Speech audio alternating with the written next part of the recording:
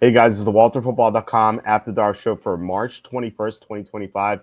Gonna be doing some NFL free agency signing grades, just kind of recapping some of the grades that we've gotten recently because of new contracts info that got released. Also, a couple of signings that happened as well. So we're gonna break that down. Also, gonna delve into some NFL draft rumors, also NFL free agency rumors that I posted on the site. So gonna get into all that and also anything you guys want to talk about. As you can see, we're flying solo tonight. So everything's fair game. You guys can ask me anything you want. I'll answer anything. So before we get into everything, please hit like, subscribe, comment below, share this video.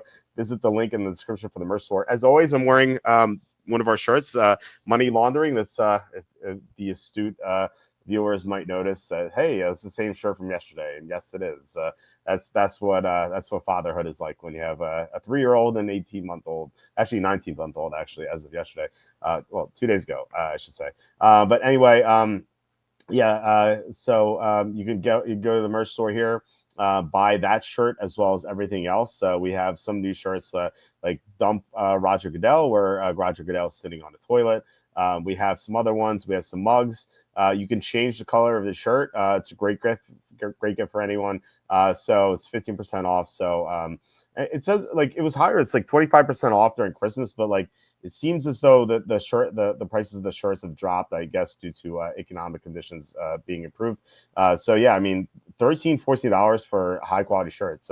Pretty good deal, I think. Also, you can go to Amazon, buy my books, Jerks of the College Years, as my most recent book.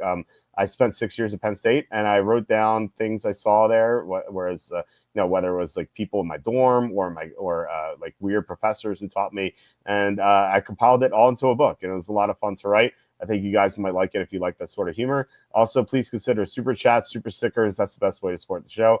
We've had some great super chats, super stickers lately. John Sanders helped us out yesterday with the $5 super chat. We also had Slew, RMAC, Degeneron, Cam Meekin Eagle, Alan Stafford. You guys have been so great with contributions. Just really means a lot. So it feels like we should get right into it. Okay, so Texans signed Cam Robinson. So a couple of these happened yesterday. We didn't really go over it with Kenny because we were talking about the fantasy stuff, and I actually want to get into the ADPs of these fantasy guys that we've seen in the best ball draft so far on DraftKings. I think that's kind of interesting. We reviewed a couple guys yesterday, like Cooper Kupp and Devontae Adams and Jackson Smith-Njigba, but I really want to do a full breakdown next week. But anyway, so we didn't get to these couple of guys. Houston getting Cam Robinson 1 year, $12 million. This feels like a lot of money, but then again, like Houston doesn't have anything at left tackle. They trade away Larry Tunsil, and they have to protect C.J. Stroud at all costs. Otherwise, they have no chance of having any sort of success in the playoffs, even if they get there. I mean, Jacksonville is going to be better, I think, with Liam Cohen and maybe a healthy Trevor Lawrence. And we'll see what happens with the Colts. Maybe Richardson takes the next step. I don't think he will, but there's always a chance he will.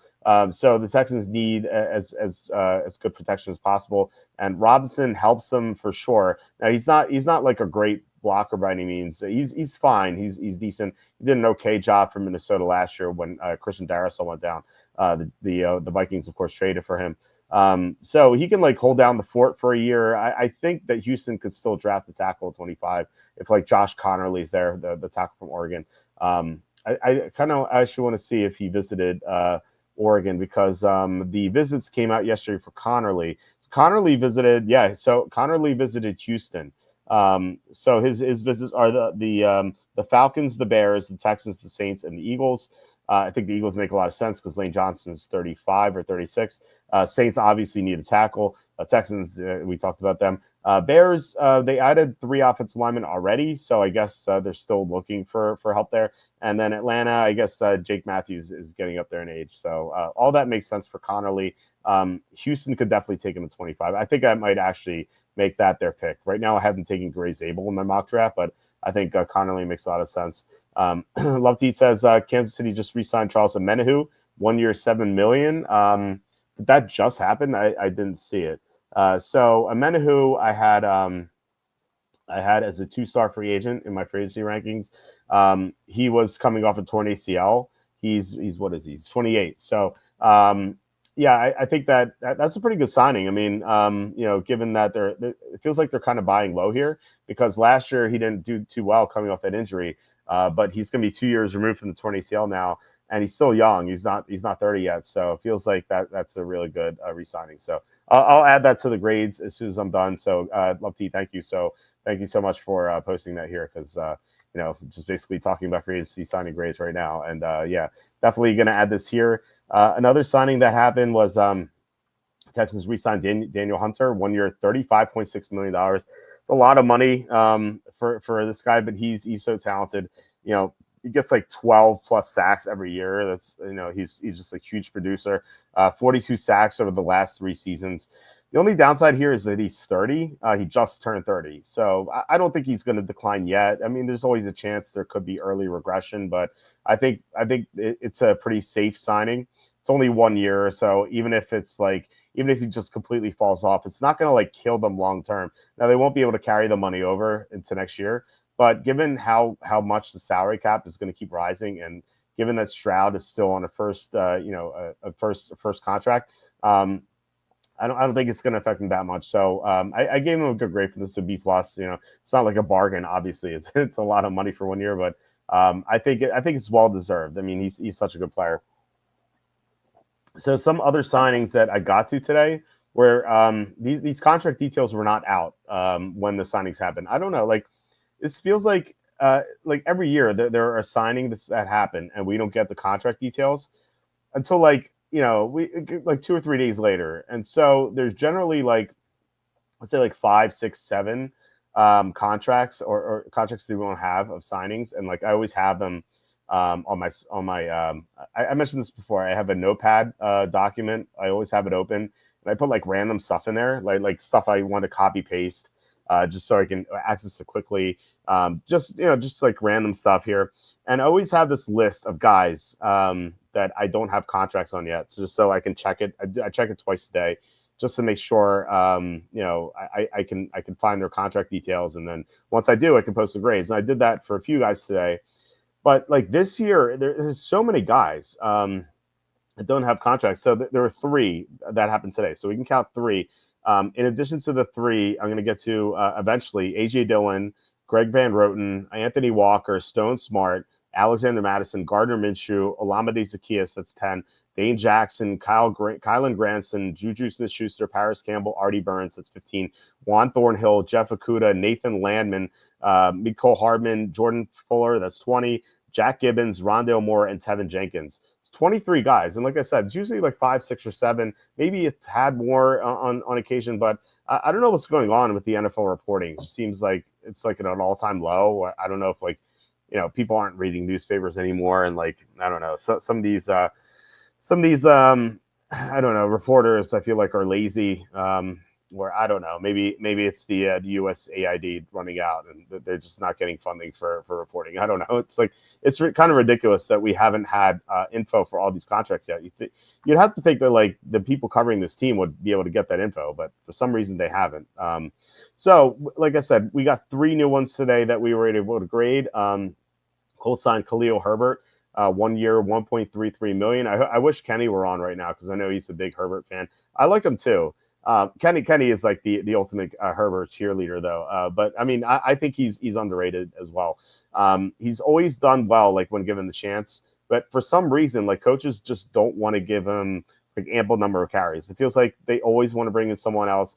Chicago, they brought in DeAndre Swift and Roschon Johnson, and then he went to Cincinnati, and obviously like Chase Brown was great, but still like he's going to be here in Indianapolis playing behind Jonathan Taylor, who's like obviously he's going to get the ball, but Taylor's he's gotten banged up in the past couple of years, and so the Colts need some depth, and he's going to be better than the depth they had last year for sure. So I think this is an upgrade for them, and only for $1.33 million for 1 year.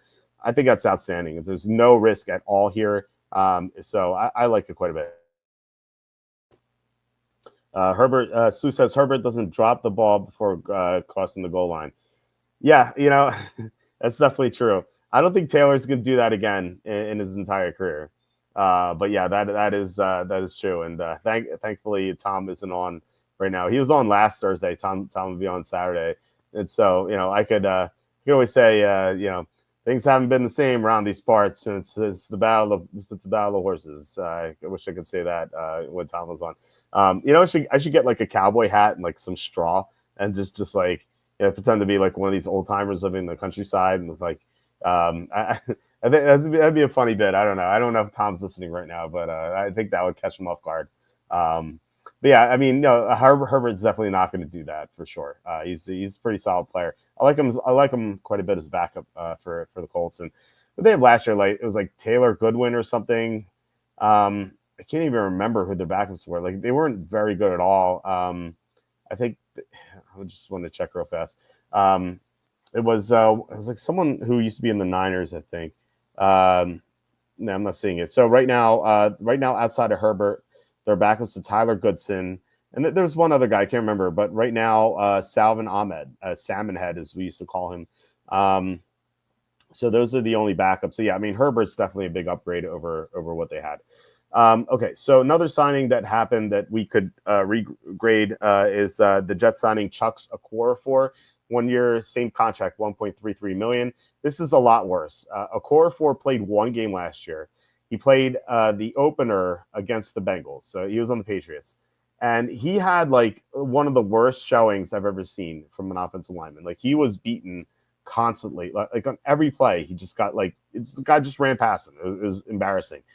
I said that he was like a literal human turnstile. Like we like that. That's people mention that for referring to offensive linemen a lot. But like he was actually like a human turnstile.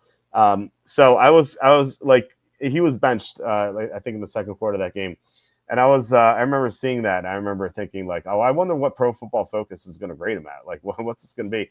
I'd never seen this before. He was graded in his pass protection as a zero, like a zero, which means like a 9-year-old old lady in a wheelchair would have done just as well because she would be a zero as well. Like anyone listening to this or me, like we don't. I don't know. Maybe there's some good athletes listening to this, but I don't know. I'm 42. I used to be a good athlete. I used to swim in college, but now I am 42. I have two kids. I go to the gym maybe once a week. I would be a zero as well. So Chuck Secorifor and I we're ranked the same in pass protection. That's how bad the signing is. Now it's only 1 year, 1.33 million, so it's not going to kill the Jets at all, obviously. But at the same time, it's like, why not give this money as little as it is to like someone who could maybe have a little bit of upside? And here's the killer here for Okorafor. After that game, he just quit on the team. He just left. Didn't want to play anymore. Understandably so. He was just that bad. But like now he's coming back. Like, how do you trust him? Like, I mean, what if he quits again? I think this is a bad move by the Jets. But like I said, it's not going to kill them. Yeah, can't. Yeah, exactly. I mean, I'd be shocked if he makes the final roster. If a Okorafor makes the final roster and the Jets, they're going to have some major issues, like whether it's like injuries in training camp or if like the rest of the guys are just that terrible. I just can't see him doing very well. ESPN Bet is advertising on your site. Is that true? Yeah, here it is. Yeah, yeah. We bash them quite a bit, but they advertise, so maybe they heard that. Actually, I mean, I doubt they know. I've talked about it before, but basically, like how the ads work here is like I don't go to them. There's an ad network. There are a lot of ad networks out there. Like for example, there's an ad network called Freestar, which I used to be with. I changed back in 2020, and now I'm with Media Tradecraft. So what they do is like they'll go to ESPN, they'll go to McDonald's, they'll go to Coca-Cola and be like, hey, we can provide you with X number of impressions, which is an impression is basically just whenever an ad loads. And they'll say, okay, let's agree to a price. So McDonald's will be like, okay, we'll give you $6 for 1,000 impressions, which is it's a pretty good price. So what will happen is Media Tradecraft or any ad network will take about 50%. I think with them it's like 60-40. So I get 60%, they give 40%. Anyway, whatever the split is, let's call it 50-50. Media Tradecraft will get 50%, I would get 50%. So I would get $3 per every thousand, they would get $3 per every thousand. And it doesn't sound like a lot, but you get 100,000 impressions like that, the money can add up. So that's basically how it works. It's like I don't really do anything with the advertising. I don't reach out to any of the companies. Sometimes I have affiliate deals. Like I used to have an affiliate deal with Stochastic. That fell through. I have an affiliate deal with we have. I don't know if you noticed on the picks page, I have links to like FanDuel and like DraftKings of like, hey, like you get these deals. Like that is I can actually pull it up. This is like the only affiliate deal we have right now is right here. Best Sportsbook promos. So the site is bookies.com. And so this is an affiliate deal. So anytime like anyone signs up for this, I get paid. Outside of this, like it's the only money I make to the site besides premium subscribers is these advertisers. And so I don't reach out to any of these companies. Like I don't do any of the work. The media trade crafts, the free stars, like they reach out to these companies and they do all the work. So like, yeah, it makes sense that they would get half, I mean, I'm sure they have like, they have people who could pitch to these companies and stuff like that. I'm sure they have like presentations and they have to have the data, to know how many impressions they can provide. And I don't know how they agree to a price or anything, but they do a good job. So, and we meet with them every 3 weeks and they give like recommendations on like how to improve the site. It's a good company. These guys are pretty good guys over there. All right. So anyway, let's get back to the signings. So yeah, Chuck Okorafor, I gave it a C because, I can't give this a million, because it's only 1 year. Like if he sucks and doesn't make the team, it's not going to kill them at all. Like it's not like they're barely going to feel it at all. Like or they're not going to feel it at all. Like this 1.33 million is worthless. But again, like I would have rather just given this contract to a more deserving guy who's younger and has a little bit of upside, whereas like Okorafor has zero upside. Another one. Oh, okay, I lied. I have four guys, not three. So, we can add one to the total that I came up with earlier. The Chargers signed Andre James, 1.17 million. So this is even less. I love the signing. Andre James is the best of these four players. He had a down year last year, but overall he's done well for the Raiders. He's had some good seasons, and the Chargers have a weak center. They have the two great tackles on the roster, so they're really good in the edges. And they acquired an interior lineman this offseason, Mekhi Becton, so they should be better at guard. But center was a weakness last year with Bradley Bozeman. In fact, when Bozeman resigned, can't remember how much he resigned for, but when he resigned, there was I can just kind of look for it right now. He resigned for 2 years, $6.5 million. When he resigned, there was like a fake account saying that the Chargers re-signed him to like a 3-year, $60 million contract, and like the Charger fans were just going nuts. they were like, what the heck? Like, why are we doing this? So, they're so angry. But it was obviously fake. That happened a couple of times this offseason. It happened with Benjamin St-Juste, the terrible cornerback for the Redskins. Like they said he re-signed for 3 years, $30 million. Like Redskins fans are losing it. So I got a kick out of that. But anyway, like the point is Bozeman's pretty bad. So Andre James could be an upgrade if he gets over like whatever hurt him last year because for whatever reason he declined a lot last year. Whereas like he played well in the past. So maybe if he plays well again, then he can take the starting job. Sue says, when was the last time you called some of those websites on your browser? You mean the tabs that I've opened? I've actually removed some of them recently, believe it or not. I had a lot more. I definitely had a lot more than this. It was out of control. Sometimes, like eventually, you have so many tabs that like you can't even like scroll right anymore. Like you have to delete some of the ones that you have that you're able to see. Otherwise, you can't access the ones on the right. And like that's where I've been. And like whenever I reach that level, I'm like, okay, I gotta get rid of some of these ads. So that's generally like the sign that I have to do that. Okay, so the fourth guy was and this just happened. This wasn't available this morning. This was available this evening. The Redskins signed Eddie Goldman, 1 year, $1.25 million. So this would have been a great signing like 4 years ago. He used to be a really good run stuffer with the Bears, but he retired after 2021, and he decided to come back after 2 years. So he came back last year from Atlanta. He was pretty bad. He was like, in fact, he was one of the worst defensive tackles in the NFL. He couldn't stop the run suddenly. Like, he was getting run over. He was never a good pass rusher, so he provided nothing there. And now he's 31. So I don't expect much from him at all. Maybe it's the second year back, and so there's a chance that he plays better than he did last year. But I can't see him reverting to like what he was in Chicago back in the day.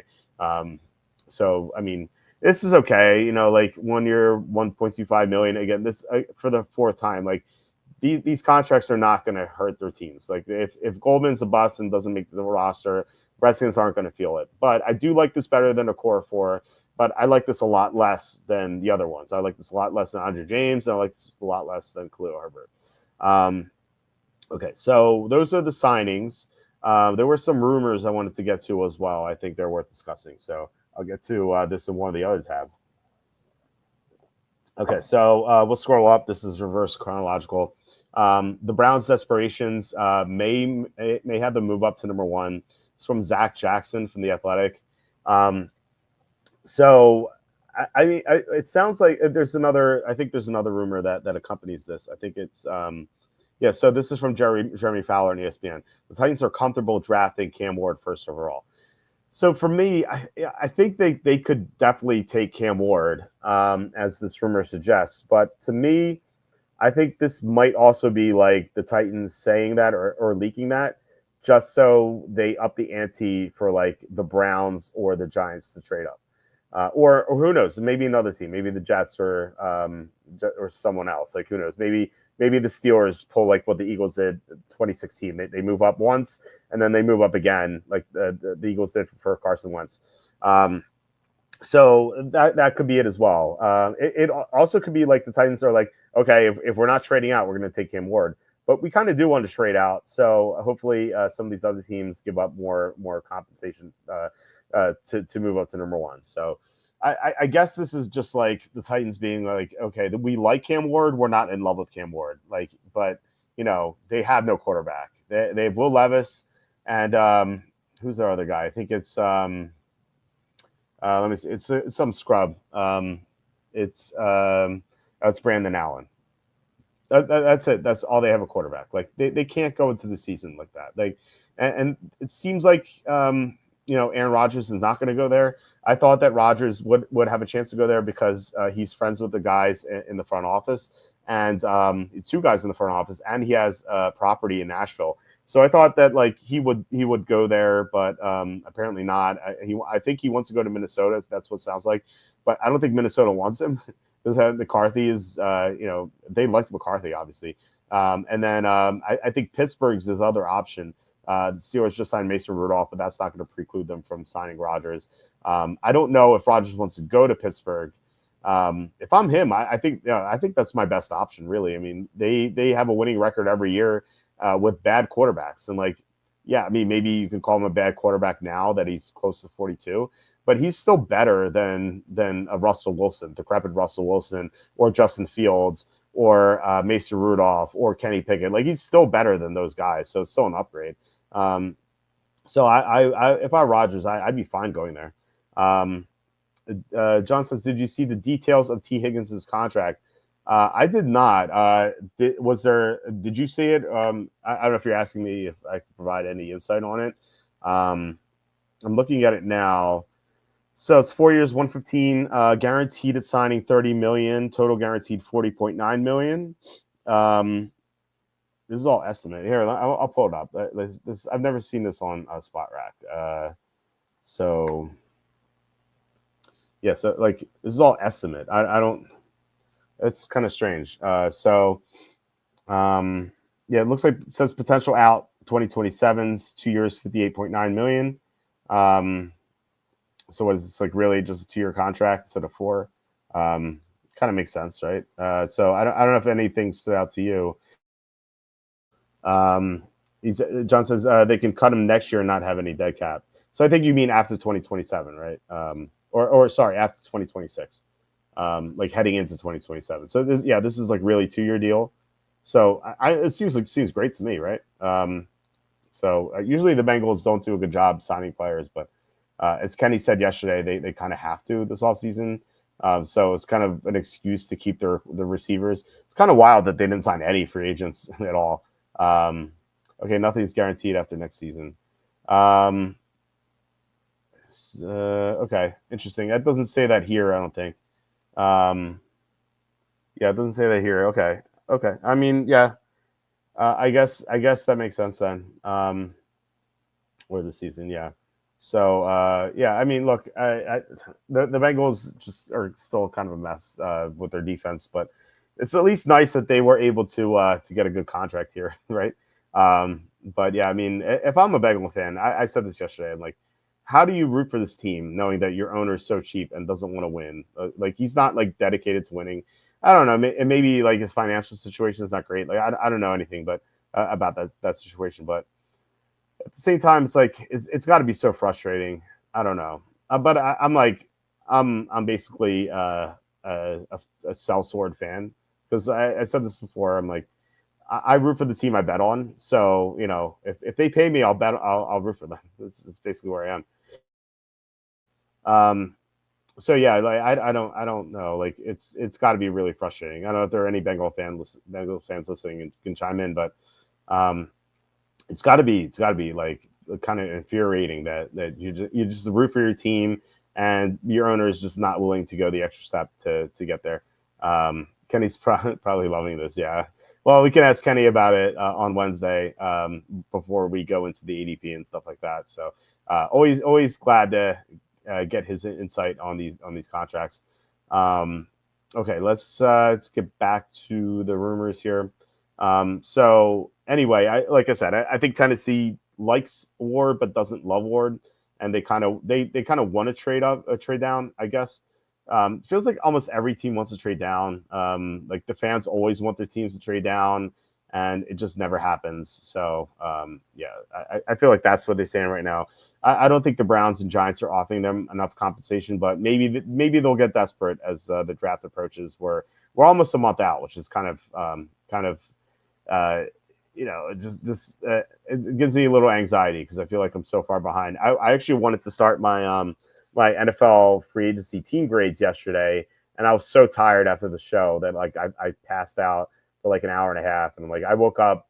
I usually like when if I sense that I'm tired, I'll like set an alarm for like 25-30 minutes, just in case, and then like for some reason I just had the phone in my hand when I woke up, so I must have like woken up and just turned off the alarm and just kept sleeping. And so yeah, it was an hour and a half that I slept, and so I didn't get to do any of that. And then today was so frustrating. I had to take my son to the doctors for a 3-year checkup, and so I get there at 3:45.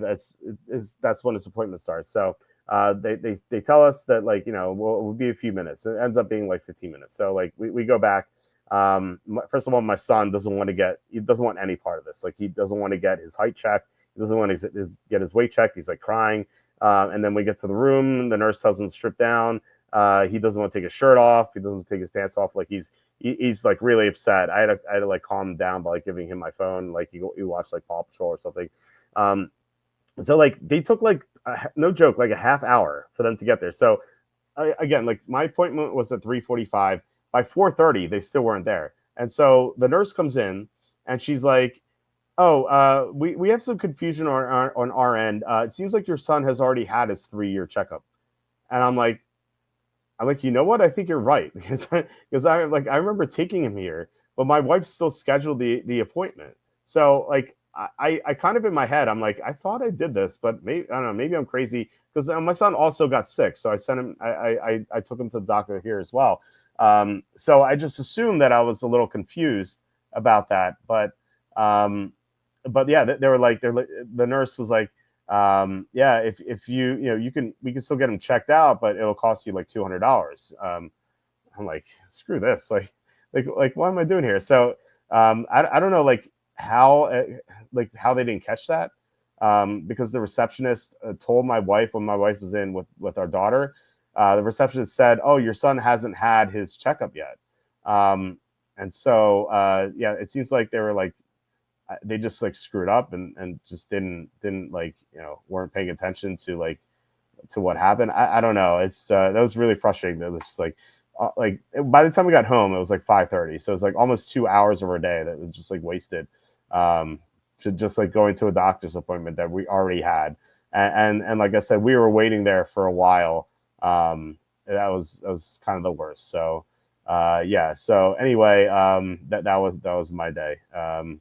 Anyway, let's get to some of these other rumors. Oh, and by the way, there was actually there's one other signing that happened today. I didn't have a contract, so I didn't grade it. I just thought I'd mention it because it's Tevin Jenkins, the guard from the Bears. He was a tackle. He moved to guard eventually, and he struggled at tackle, but then he did well at guard. Um, and so we don't have his contract details yet, and I think there's a chance it might be way more substantial than like the 1 year, 1.3 or 1.2, whatever million contracts that we saw today. So I definitely didn't want to grade it yet because there's a chance it could actually just be a lot.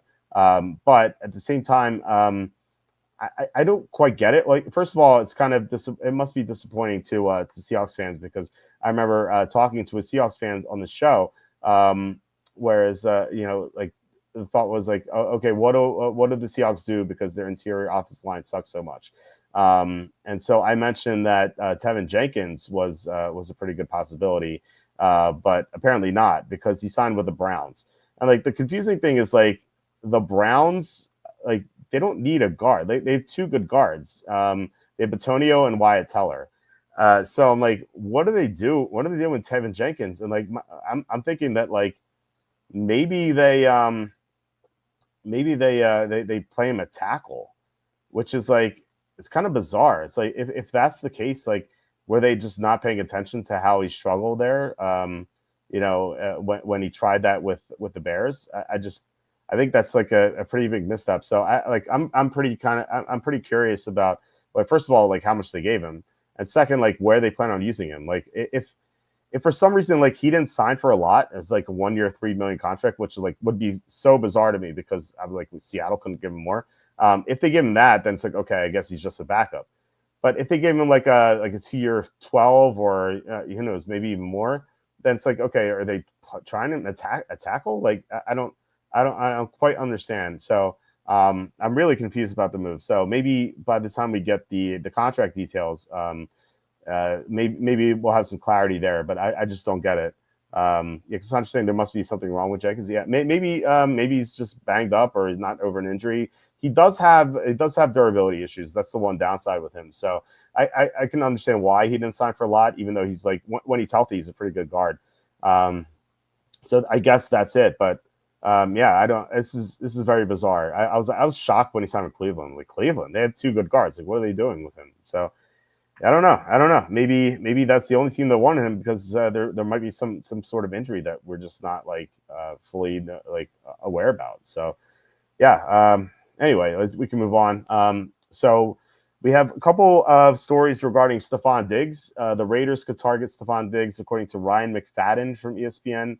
Never heard of Ryan McFadden, but I believe he's real in this case. So the Raiders could target Diggs, and then we had Stephon Diggs is meeting with the Patriots from Chad Graff from The Athletic. By the way, The Athletic has like a million writers. I don't know how this is sustainable at all. Like, I mean, look, I've been working in this industry for almost 3 decades. Like, I don't get how The Athletic is profitable. I like they have to have some. I feel like they had to have a lot of like funding, but like that tends to run out. And I think that the New York Times bought them. I believe that's true, but like the New York Times is hemorrhaging money too. So I don't know how they have all these employees. Like it's like I see like a different employee, a different writer from the Athletic. Like every time I look, it's like, how are they spending this money? Like where are they getting this money from? Like they're definitely not generating a lot of money. Relatively to how many employees they have. I mean, like they're definitely making good money. It's just like I don't think they can employ like these millions of writers. So they at least have like 30 different NFL writers. I just don't understand it. But anyway, so Chad Graff says Stephon Diggs will be meeting with the Patriots. Um, I don't know. If Diggs signs with either the Patriots or the Raiders, it's got to be really disappointing for them because like neither of those teams has as much hope. Um, I think on like one hand, the Raiders might make more sense because Geno Smith can make them competitive, and maybe they sneak into the playoffs. I don't think they will, but I think they have a better shot than the Patriots. But then again, Drake May is really talented, and so Stephon Diggs could be looking at Drake May and be like, okay, I could be his go-to receiver, this guy who could take a big step in his second year. So we might not be good, but I'll be catching a lot of passes. And when a team's defense sucks, the receivers do well because the quarterbacks have to throw more because they're down. Not that necessarily the Patriots defense will suck, but they just don't have like the best talent. I think Mike Vrabel will make them better, but I don't know how much he can do in his first year. But still, like I would have thought that like Diggs would have a chance to get to like like a somewhat of a contender. But I guess not. I mean, he's coming off a torn ACL and he's an older player, so maybe it's kind of like slim pickings for him. And if that's the case, I guess the Patriots make sense for Diggs, but it's just like a weird thing. They merged with the New York Times. Yeah, I mean, either way, I mean, New York Times is not doing well either. So it's like a company that has way too many employees that's like definitely over leveraged, and a newspaper. I mean, who reads newspapers anymore? Really, like there's no reason to. Like you get your news on Twitter or X, whatever you want to call it. Like newspapers are so obsolete. Like there's really no reason for them at all anymore. So I feel like they're all just in 20 years or maybe a little bit more than that. It'd be like I'm gonna be like telling my grandkids, like, hey, I used to want to work for a newspaper when I was in college. They're like, what's that? What's that, granddad? Like, I don't see why they would exist at all. Like, there's no reason to have them. The Athletic had a profit of 2.6 million in the final quarter of 2024. I mean, I don't know if that's real or not. I mean, usually sometimes they can cook the books and make it like like we know what Enron did. For example, and I don't know when did they merge with the New York Times, because they may have I don't know if they misled the New York Times with that. If they did, then obviously it's gonna be a lot of trouble. It says New York Times. So New York Times to buy the Athletic for 550 million. I'm looking at it's a Google search. Yeah, so yeah, it looks like they sold. They didn't merge with the New York Times. The New York Times bought them. That's a major overpay. 550 million. That's crazy. I can't believe they got that valuation. That's insane. I would have thought maybe 55 million, like 10% of that, but that's crazy. The New York Times, like it's newspaper hemorrhaging money, like dishing out way too much money for something that's horrible. It's not going to end well for them. But anyway, yeah. Again, I just don't know how they're sustainable. Lex has always hated the name athletic. Isn't athletic an adjective? Athletic what? Athletic supporter. It's funny is like the people writing for the Athletic are probably not athletic at all. So yeah. So yeah, I don't know.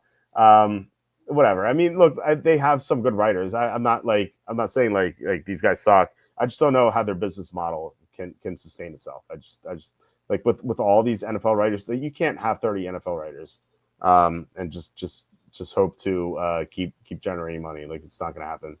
And like I said, New York Times is going to be gone within a decade or two anyway. So unless they like reinvent themselves or something, like companies have reinvented themselves. Like for example, like BlackBerry is now a cybersecurity company. Kodak is now a pharmaceutical company. So like these and like Blockbuster had a chance to buy Netflix and like just be a streaming service. Like companies can reinvent themselves. Maybe New York Times to do that. I just don't see how they can. Or I don't know. Maybe they can, but I just don't know. Like I haven't seen any signs that they're planning to. Sun says I guess they're only kind of a baseball team lately. Well, there's a baseball team called the Athletics and has been for a very long time. They're only kind. Yeah, okay. I read that out of order. It's like what are you talking about? Okay. It's weird that showed up second. I don't know why. But yeah, it makes sense if you read them in the right order, right? Okay. Anyway, where was I? So we had the big stuff. Um, According to Matt Barrows, a good reporter. He's a good again. Like the Athletic has good reporters. I like Matt Barrows. The 49ers will draft a running back at some point in the 2025 NFL draft. Yeah, I'd be shocked if they don't. Like Kyle Shanahan loves drafting these mid-round running backs. They have Garendo, who looked good last year, and albeit in like brief instances. But you have Elijah Mitchell's gone, Jordan Mason's gone, McCaffrey's coming off injury. You have Garendo, but that's it. Like, so it makes sense for them to draft a running back in like round 3, round 4, round 5. I'd say probably round 3 or round 4. And so, yeah, like it'll be the third running back, but you never know with McCaffrey if he misses half the year or more like he did last year, then suddenly you're gonna need a good number 2 running back behind Garendo. So and this draft class is really good for at running back. So it really makes a lot of sense for them to do that.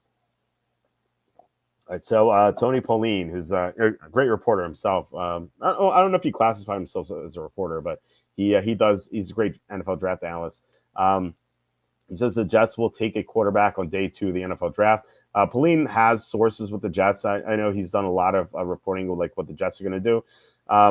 So we've had Scott Mason from Play Like a Jet on before, and I was on his show a bunch last week.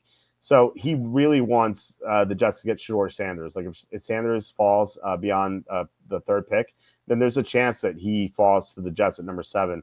And so I think he'd be happy about that. Then again, I said this before. One of the like very few sources I have compared to Charlie, the Charlie talks I have the league. One of the few sources I have said that and this is just a scout. He thinks that Shedeur Sanders is going to fall to the second round of the draft. Like he was looking at my mock draft, and like the one criticism he had, he was like put Sanders in the second round, and I'm like, but like it only takes like one team to fall in love with him. One team fell in love with Kenny Pickett, or maybe they fell in love with the school he went to. But still, it really only takes one team. And so if the Jets love Sanders, then I'm sure they'll take him. Same thing with Bo Nix last year. Like it felt like if the Broncos didn't take Bo Nix, he probably would have fallen quite a bit. And I mean, look, they made the right move. But I'm just saying that like it happens that way. So yeah, I mean, look, it could be the Steelers. Like maybe the Steelers are like, hey, we didn't expect Sanders to be here, and if he falls, like suddenly they're like, oh, we can get our franchise quarterback, maybe. So maybe they even trade up for him a little bit. So I'd be shocked if he falls into the second round. If he gets the Steelers to take him, yeah, exactly. I think so too. Let's see. It's not your phone. Sometimes Walt scrolls then last to first for some reason. Yeah, no, sometimes it shows up differently. Like in the so in the YouTube chat, I think it shows up in the right order, but on my console here, like sometimes it doesn't show up in the right order. So exactly, yeah, I'm typing from my old phone. Exactly. This is this is the classic example. So I saw that first, and then this. Just taking a quarterback in the second would be the stupidest thing. What if Jackson Dart falls there? Like there's speculation Jackson Dart could go in like second half of the first round. If he falls into round 2, I think it would make sense to take him.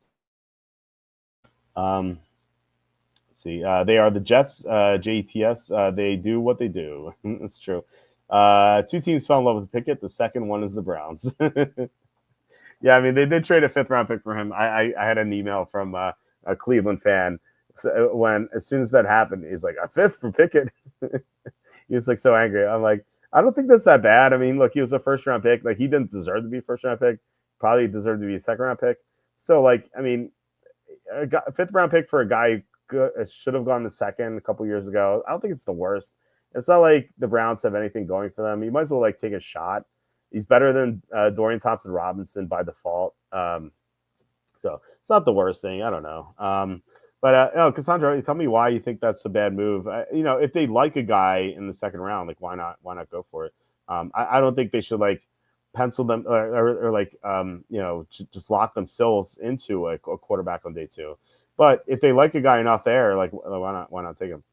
All right, so speaking of quarterbacks on day two, or maybe second half first round, the Steelers have interest in Jackson Dart and Will Howard. Jerry Dulac, Pittsburgh Post Gazette. I actually met Jerry at Penn State. He was at a luncheon I went to when I was in the sports journalism program, and he was a nice guy. I talked to him for a little bit. I'm glad to see that he's still there. Like he was at the Pittsburgh Post Gazette back when I met him, and this is like '05 or '06. I think it was '06. No, it was '05. It's like fall of '05. Yeah, so it's kind of crazy that he's still there. But anyway, I feel like this is like Jackson Dart is like maybe the round one guy if Shedeur Sanders doesn't fall there. And Will Howard is like their round 3, 4 guy. Even like round 3 is kind of high for Will Howard. Maybe it's like round 4, round 5. Howard was awful at the combine. I know like he was outstanding in the Ohio State run to the national championship, but like he was surrounded by such amazing talent.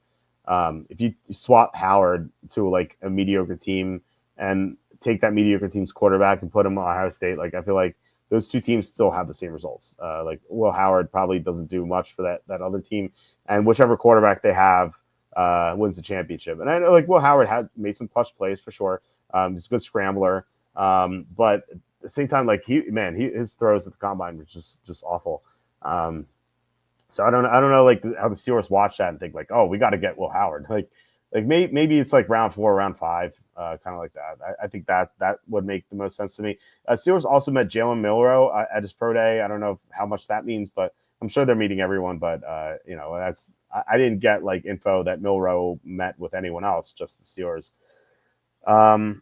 Okay, Sue says Pickett up to his 3rd team already. Does Ryan Fitzpatrick have the record? How many teams did he play for? We can ask Grok maybe. Let's see here. Can we ask Grok? How many teams did Ryan Fitzpatrick play for? I should probably ask NFL teams. How many NFL teams? Let's see. Right, he played for 9 teams: the Rams, the Bengals, the Bills, the Titans, the Texans, the Jets, the Buccaneers, the Dolphins, and the Redskins. Quite the journey, man. That's fun. So yeah, there we go. I just ask Rock. Maybe Pickett's hands grew a lot in the past year. I don't know. Can you make your hands grow? Can you like get like a stretcher or something for your hands? I don't know if that's like possible, but maybe you make them grow like a quarter of an inch or something. I don't know. But maybe that's what he was working on. All right, let's get back to it. The Vikings have interest in Tyler Lockett. Darren Wolfson, 5 Eyewitness News, which is a local Minnesota broadcast. Darren Wolfson is a good reporter from Minnesota. So Lockett, I guess would make sense for Minnesota. Like obviously they have their 2 big guys. Like, he's not going to displace any of them, obviously. But beyond those 2 guys, they have Jalen Nailor and like no one really. Like they signed Rondale Moore. He's another one of those guys that we don't have a contract info on. Rondale Moore is just a gadget player. Like he's not a real receiver. So like Lockett, I guess, would compete with Nailor to be the 3rd receiver. And if he loses out, he's the 4th receiver there. And like they really don't have anything beyond that, as I said. So it kind of makes sense to sign him just to have depth because if Jefferson or Addison goes down, like it's just gonna be the other one and then Jalen Nailor and then that's it. Like Rondale Moore, they have some guy named Lucky Jackson who had some good preseason games, but like you can't count on Lucky Jackson to be your 3rd receiver. It just seems like a disaster waiting to happen. If they have an injury. So I think they need to add 1 receiver. So Lockett makes a lot of sense. Fitzpatrick played for 34 teams if you count the Raiders and Chargers twice for 2 different cities. That's true. All right. So next one is we talked about that one and that one.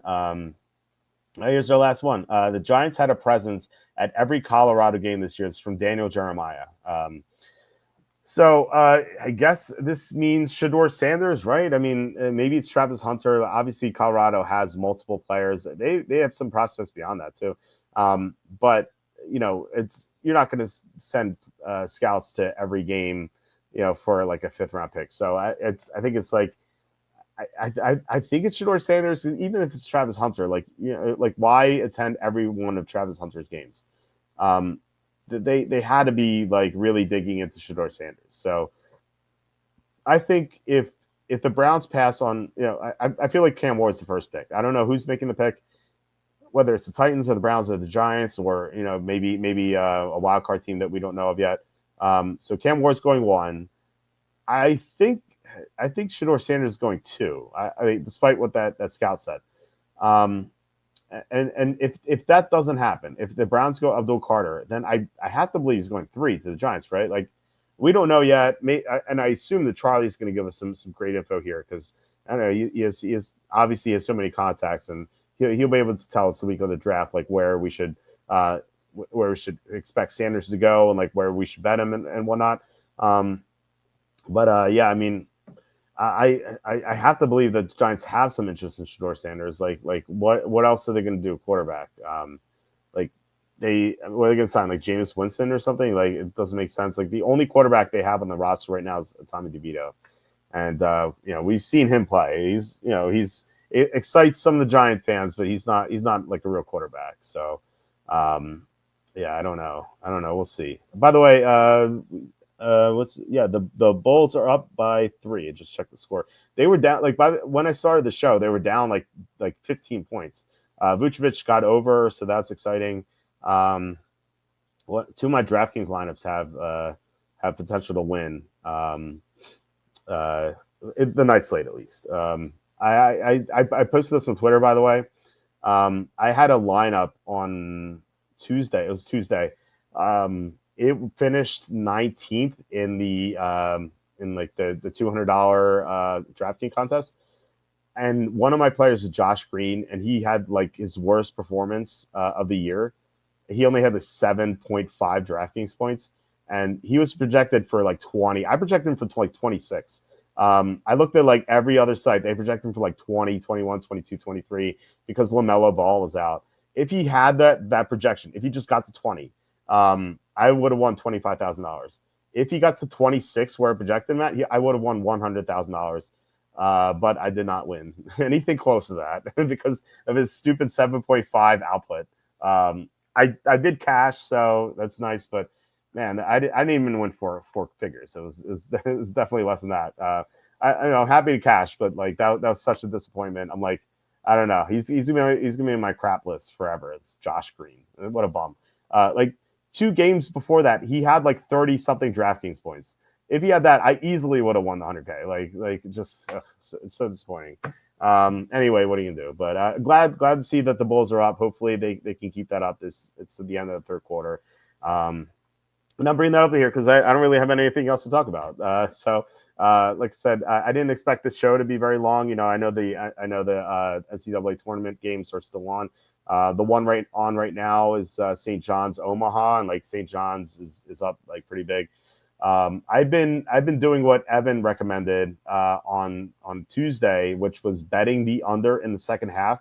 So as soon as the game gets to halftime, I bet the under in the game, and actually did pretty well with that today. Like I think, I mean, how many games are on today? 16. So and there's still 4. No, there are 3 going on right now. So I think I went like 8-5 in them, which was nice. And then what Evan said was bet the under in the second half at halftime, and then bet the over if it's a 7 to 14 point game with like 4 minutes to go or 5 minutes to go, because these teams foul like crazy, and he's not lying. Like the first game on today, it was Creighton, Louisville.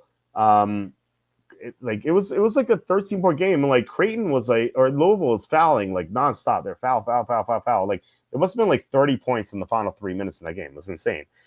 So the over hit there, and the under hit in the actually that was one of the few games the under didn't hit. It was 1 point away from hitting. Like there was a layup at the end that took it over, and so like that was one of our losses today. But like the under would have hit if it wasn't for that final layup. So it did. That has gone well. So I hope you guys were able to kind of utilize what Evan recommended. And I mean, he recommended a lot of stuff. I would, if you guys have time, I would urge you guys to check out Tuesday's show. because he gave like a lot of like great betting tips. He makes a crap ton of money on these bets in college basketball. And he like watches every game. I'm jealous because like he has like all 4 games on. I barely watch basketball today because I watched at the beginning, and then I'd sit, like I said, I'd take my son to the doctor, and then we came home, we ate dinner. My kids wanted to go out and play, and so we went to the playground. So they did that, and then I had to put them to bed. My son's like a maniac in his room. He's like running and jumping around, like doing cartwheels as I like try to read to him. And then he finally goes to sleep. He actually fell out of his bed yesterday. And like I didn't know what to do at first. And like I didn't know if he got out of bed or if he fell out because it was like a weird motion. Like I was like, I think he fell out of bed. So I thought that he would get up and go to my wife. But like for like 5 minutes, nothing happened. So I went up and just like I thought that like well, first of all, I wanted to make sure he's okay, obviously, but like I didn't know I don't know what was going on. And like, he was just like asleep on the ground, uh, or on the floor. And so I just picked him up and put him back in bed, and then that was that. And then I was asleep later, and he comes into my room and he's like, Daddy, there's a ghost in my room. I'm like, there's a ghost in your room? What are you talking about? I told him that we have 2 dogs, and like they're both pretty big. One of them's like really fierce. I don't even know if she is. She's like a mutt, but she won't let anyone near her kids. She used to be like the sweetest dog. When I used to like walk around the neighborhood, there's one of my neighbors, this girl Angela. We used to be like pretty good friends. And well, I say we used to because she moved away with her husband, but we used to just like talk randomly, right? And even like when I had my dog, like we'd walk around, like she'd walk with me, like back in the mailbox and whatnot. As soon as I had my son and had him in a stroller, and I had my dog with us, like Angela approached us, and my dog, like the hair stood up on her back, and she just started growling. She's basically like, don't go near my baby. Like so, I told my anyway. I told my son the point of this is like I said Raven's her name. I was like, Raven, ghosts are afraid of dogs. So Raven's not gonna let any ghosts in this house. And he's like, oh, okay. So he kind of bought what I was saying. Um, he's the E-Trade app. So I trade all for my 2 kids. My mom gave Conrad, my son, a quarter yesterday, and like he's like carrying it around like his prized possession. He's like, Daddy, I have money. He's like, I'm like, oh, what are you gonna buy? He's like, I'm gonna buy food and clothes and drinks and toys. I'm like, oh, my sweet summer child with a quarter. I don't know. Like maybe back in the day, you could get like at McDonald's, you can almost get a cheeseburger, but like, like you could call some people like, what are you going to get with a quarter now? Unfortunately, I don't know. I guess it doesn't get that. But anyway, I was able to show him how much is in his E-Trade account. I don't think he quite got it. I don't think he can't count to the thousands yet, but yeah, I mean he was so happy that he has his quarter. I put it on. He doesn't have a piggy bank yet. I want to get one from him, so I put it on his like dresser. And like today, when I was at the doctor's with him, he's like, Daddy, where's my money? I'm like, it's in your room on the dresser. He's like, oh, okay. Anyway, John says, how long from now will they make high school football games bettable? I'm sure you can do it at a local bookie. In like places where people go insane with high school football, like you see in the movie in the shows like Friday Night Lights and whatnot. Great show, by the way. I'm sure that like any local bookie will book a game like that. Obviously, on a large scale, it's gonna be tough. Like how many games can you list? Like there's so many high schools like playing. I'm sure that if there's like a marquee matchup, like what's that high school like De La Salle or whatever when they're playing, maybe I don't know. It's still kind of weird though to bet on like kids who can't even drive yet. Like in in like half the instances, I guess like a 15-year-old like might be catching a pass and you're like, oh, that kid can't drive yet. Like, I'm betting on him. It feels wrong. Um, I don't know, but if I can make money, I'll bet anything. So I don't really know. Yeah, it seems wrong betting on 16-year-olds. Yeah, I know. It's a little sketchy. Like these kids have like zits and they're wondering like who they're gonna ask out to a date and like I don't know, and you're like betting on them and you're like if they suck, then it's like you're angry at these kids. They're just kids. Like I don't know, this is weird. But I'm sure, like I said, like at a crazy high school football town, they're gonna be they're gonna be local bookies who book that, but I don't know if you're ever gonna see that unless it's like the national. I don't even know if there's a national championship, like De La Salle's championship game, whatever it is. Maybe they'll book that, but outside of that, I don't really see it. Um, Sue says Max Preps has high school football rankings. I found them to be fairly accurate, creating spreads. Interesting. I don't know. Maybe there might be something there. You know, the other problem is with booking these games is that like there's going to be people with inside info on this. Like there's going to be like these coaches who have they know that like the quarterback just broke up with his girlfriend or something, and they'll be able to bet that. I'm sure that's like the case with every team like in college and the NFL, but like stuff like that's like more publicized, I guess. Whereas like high school, there's so many like moving parts that you just don't know what's going on, and like there's gonna be some people in the know who know stuff. Um, yeah. Anyway, I guess that's about it. We're at the hour mark. I have to get to these NFL free agency team grades tonight. I can feel myself falling asleep too because when my son came into my room last night to talk about ghosts, that did cut into my sleeping time, and so I only got like 3.5 hours of sleep. I'm usually okay with like 4.5 hours, but like 3.5 is like pretty rough.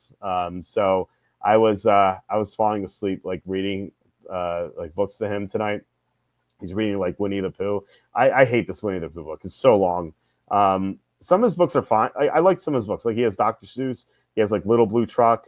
He likes Cinderella. I don't know why. I do like all the voices and stuff like that. I like the evil stepmother. I do that voice. I do the voice like the king and the duke, and the fairy godmother and whatnot, and the mice, and also the steps. I do all the voices. I like doing the voices. And like those books are like fairly short, like Alice in Wonderland too. But like the Winnie the Pooh book is so long. Like for a children's book, it's like 40 pages. Like, come on, man. Like it's about like Winnie the Pooh and Tigger and Piglet are searching for an elephant. And it's just so such a boring like premise too. It's so stupid. Anyway, it just but yeah, I was falling asleep reading that to him, and it was like pretty painful to get through. So my point is, I'm gonna fall asleep at some point this evening anyway. Like hopefully, I don't sleep through my alarm again. UCSD Tritons have crawled back to win 3. Oh, okay. Yeah, the basketball. I have it on here. I haven't. I saw I on my TV. I had the St. John's game just because it was the game closest to ending. And I don't know if the second half under hits. I can log in and see. So I'll be either happy or sad. I think I bet that on DraftKings or FanDuel. I can't remember. Let's check it out. Yeah, Omaha St. John's under hit. It was under 138.5, and it got to 136. So yeah, it hit.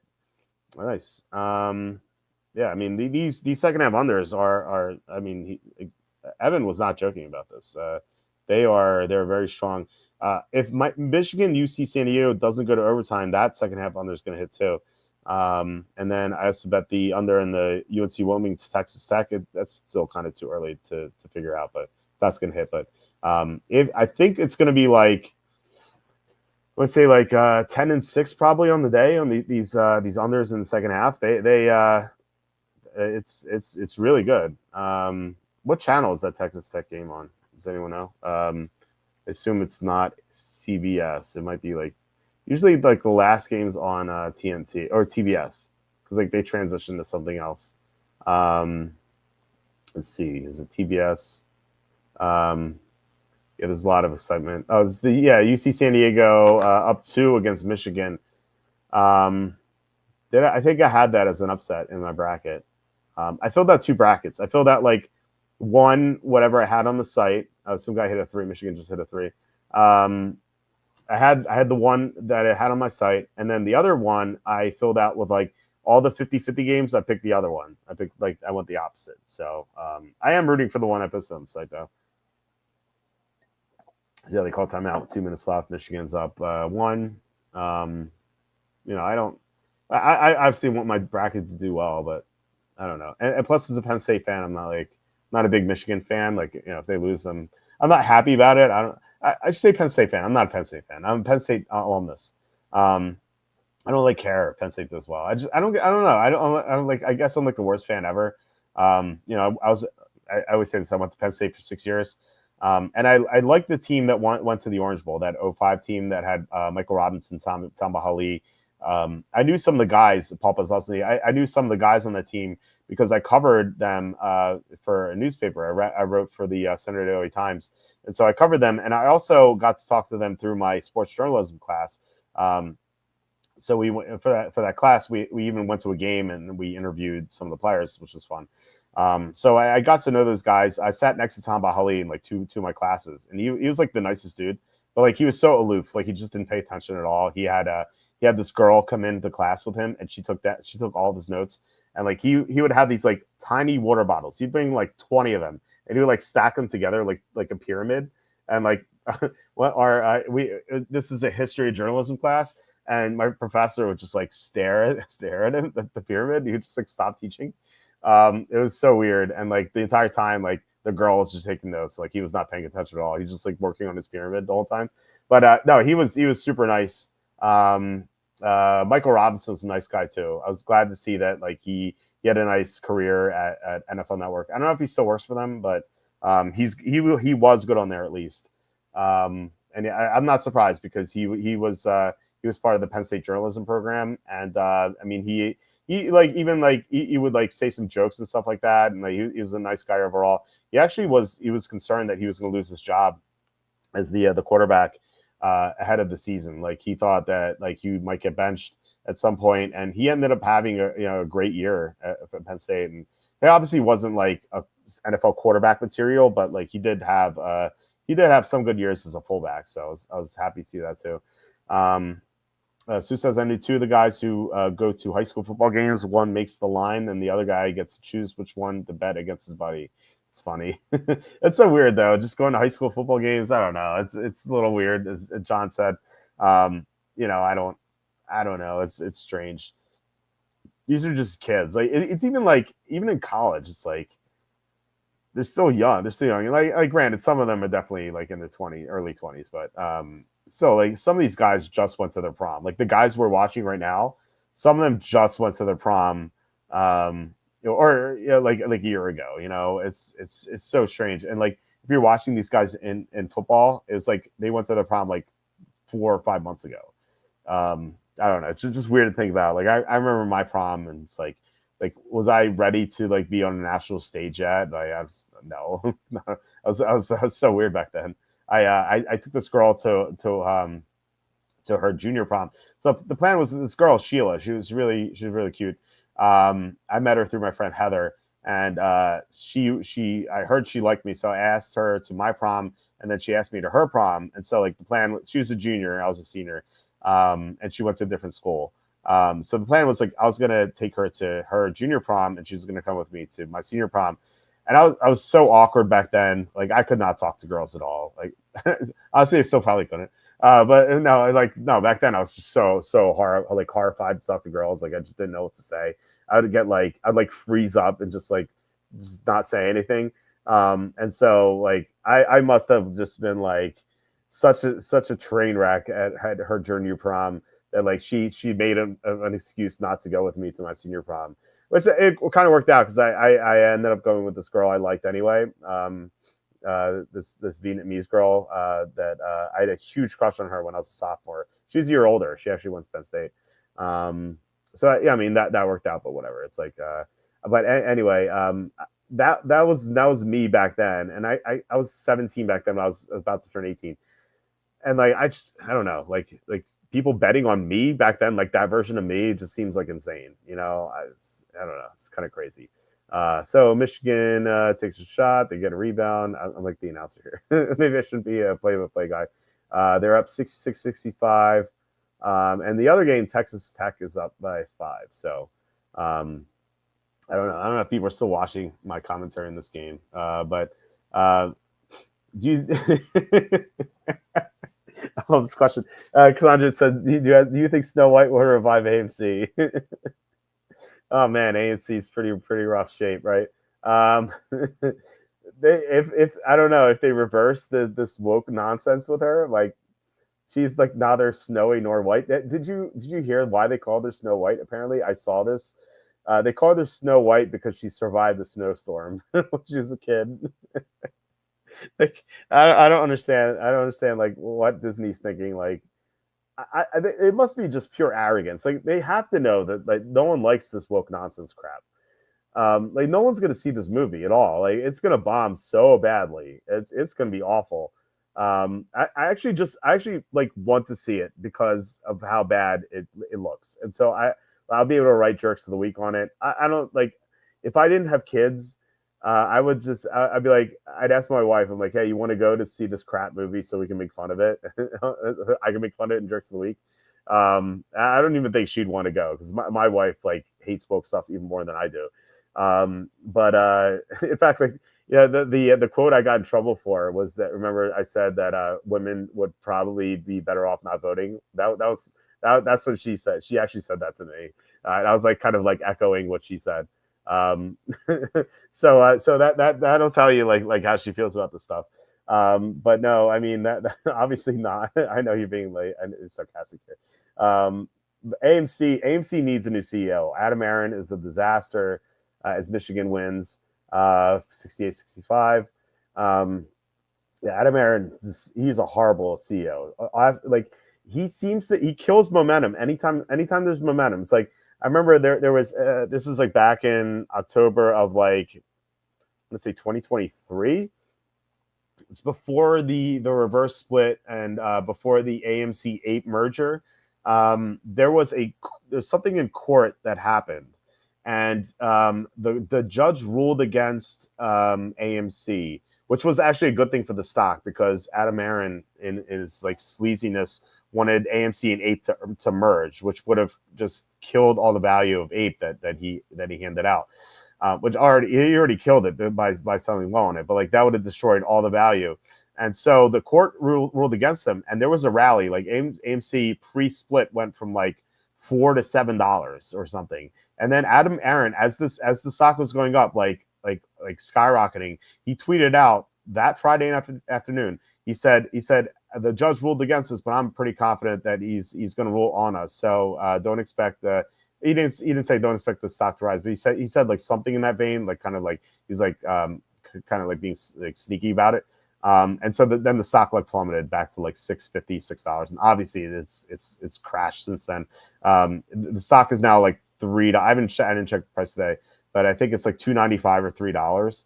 This is post split, which is like a 1 to 10 reverse split. So the stock's really like 29 or 30 cents. So this guy has just destroyed the company. He doesn't buy any shares on his own. Yeah, I mean, he gets compensated some shares too, but he doesn't buy any shares on his own. He sold shares back in 2021. The entire board sold shares. Like, no one's buying shares of this company. It's horrible. My recommendation is GameStop, but that is not financial advice. That's just what I'm doing. GameStop is $5 billion in cash. They have no debt. They have a CEO who loves the company. He takes no income. This guy, Ryan Cohen, takes zero income. He's pro-Trump. I mean, he works hard, and I think he wants to build a behemoth in GameStop. And so yeah, I'm a big GameStop supporter and not AMC. I would not. This is financial advice. Do not buy AMC. AMC is terrible. All right, so the game's over. We can sign off here. So guys, thank you so much for commenting and watching. Just really appreciate it. We're gonna be back on Saturday with Tom. So we're gonna be up to our usual tomfoolery. So have a great start to your weekend. And yeah, please hit like, subscribe, comment below, share this video, visit the link in the description for the merch store. And have a great time watching the NCAA tournament tomorrow. And there's still one game on right now. So hopefully Chicago holds on too. They're up 8. And my DraftKings line is 68th right now. So hopefully I do well too. But yeah, guys, thank you once again so much. Just really, really means a lot to me that you guys will join here. I'll talk to you later and have a great night.